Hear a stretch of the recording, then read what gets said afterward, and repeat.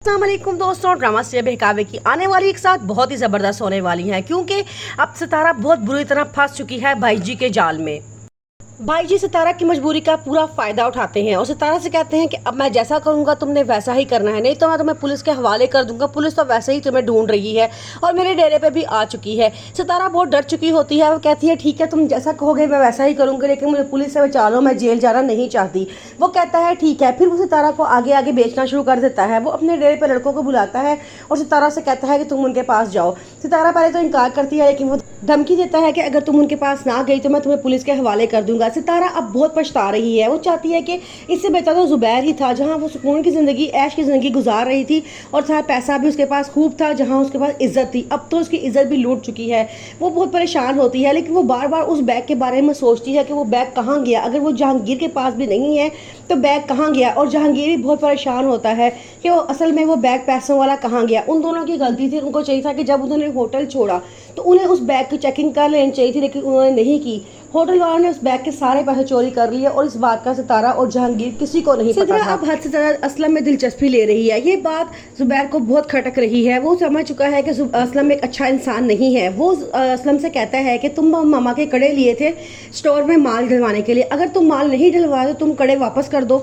अभी असलम कुछ बोल नहीं लगता है तो असलम की मम्मा भी बोल पड़ती है, तुम्हें क्या लगता है असलम कोई फ्रॉडिया है या वो तुम्हारे पैसे लेके कहीं भाग गया है, डलवा देगा माल, इतनी भी जल्दी कौन सी है। हकीकत जान चुका होता है। अब वो किसी सूरत भी असलम पर इत्मीनान करने के लिए तैयार नहीं होता। सितारा भाई जी के पास आती है बात करने के लिए और कहती है कि आप जो कर रही हैं वो गलत कर रहे हैं, ये सब कुछ ठीक नहीं है। लेकिन भाई जी उसे ये बात कह के चुप करवा देते हैं कि मेरे पास अभी भी एक ऑप्शन मौजूद है।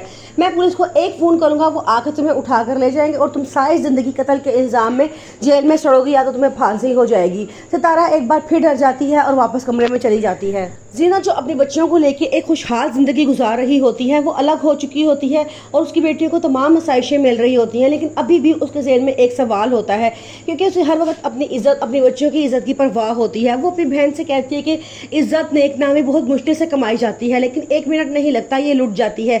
मैं चाहती हूँ कि बच्चियों का बाप का साया उनके सर पे हमेशा सलामत रखे, लेकिन उसका बाप इस काबिल ही नहीं है कि वो बच्चियों के सर पे हाथ रखे। उसके आगे से बहन कहती है आप ही जो कुछ हुआ है बेहतर के लिए ही हुआ है। अल्लाह ताला ने देखो तुम्हें इतनी बेहतरीन ज़िंदगी अता की है, तुम यहाँ पे अपनी मर्ज़ी से रहती हो, अपनी मर्ज़ी से खाती हो, वहाँ तुम लोगों के काम भी करती थी और ताने भी सुनती थी।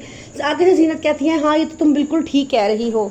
असलम अब एक नई चाल चलने वाला है। वो उनका कारोबार हथियाने के साथ साथ सिद्रा पर भी डोरे डाल रहा है। वो चाहता है कि सिद्रा शादी करे क्योंकि वो जानता है सिद्रा उनके घर का सबसे पावरफुल इंसान है। सिद्रा को वो हासिल कर लेगा तो उसके साथ साथ वो उस घर पे भी कब्जा कर लेगा सिद्रा के नाम से।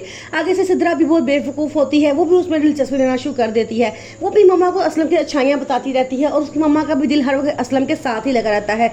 लेकिन जुबैर इन तमाम सूरत हाल से बिल्कुल बेखबर नहीं है। वो जानता है कि असलम एक अच्छा इंसान नहीं है।